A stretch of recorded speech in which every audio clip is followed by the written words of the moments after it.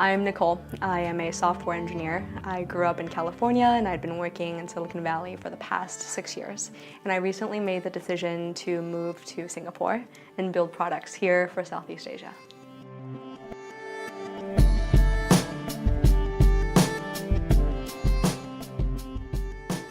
I think improving as a programmer really depends on what stage you are in life. Definitely in university, work hard at your classes, take a lot of project classes, work with smart peers. The most critical part to improving as a software engineer is just working with other really good software engineers. So I was lucky enough to intern with a company called Neo, which is now Pivotal Labs at the time. And they believe heavily in this pair programming methodology, where as a new and green engineer, I sat next to an engineering veteran who's been coding and basically invented half of the stack that we were using. And pair coding with him meant that 8 hours out of the day, I could see his best practices. And it's very specific things like watching how he writes his documentation, watching how he does git commit, watching how he writes his tests, and watching just how much longer time he took to spec out and to design and to think through everything that he was implementing before he actually implemented it. So a lot of these vocational best practices you can really only learn by apprenticing and pairing with people who are better, people who have more experiences than you do.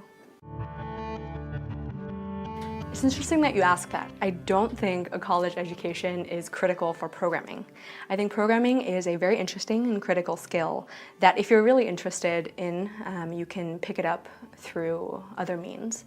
There are a lot of these MOOCs, massive online courses that give you access to world-class curriculum that you can take in your spare time and just get really good at your craft.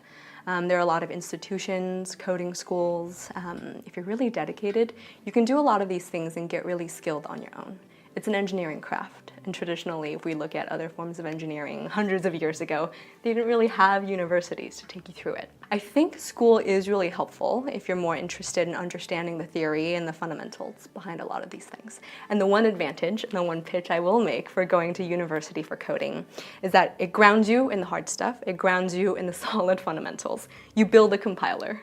Right? You study C++, you study Java, even if your actual day job once you graduate has nothing to do with that. And what that enables you to do is that it gives you the basic foundational building blocks so that you can pick up things like React. You can pick up JavaScript and any new language that the fast-moving ecosystem of engineering throws at you in a short period of time.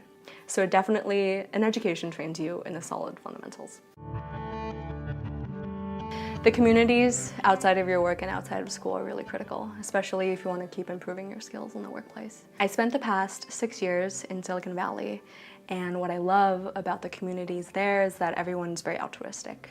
People just gather, share ideas freely, and they share resources freely. And everyone is so talented and well-trained and so keen to contribute to your projects, to contribute to open source, and that entire sense of optimism and altruism is really motivating.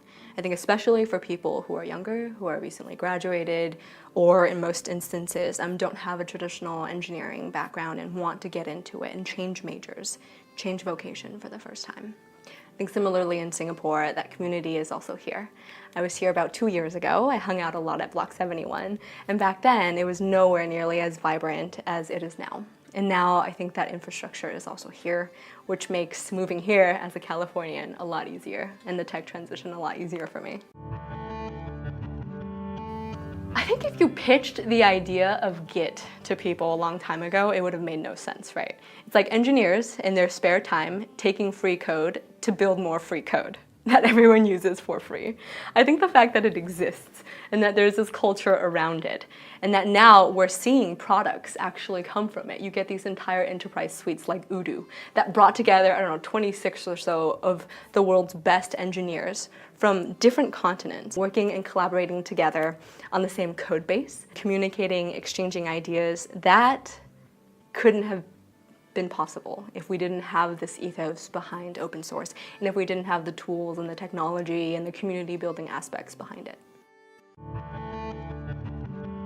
I think I really look up to people who tend to take an unconventional path. The first generation of people who took up programming when it wasn't cool and when it wasn't sexy.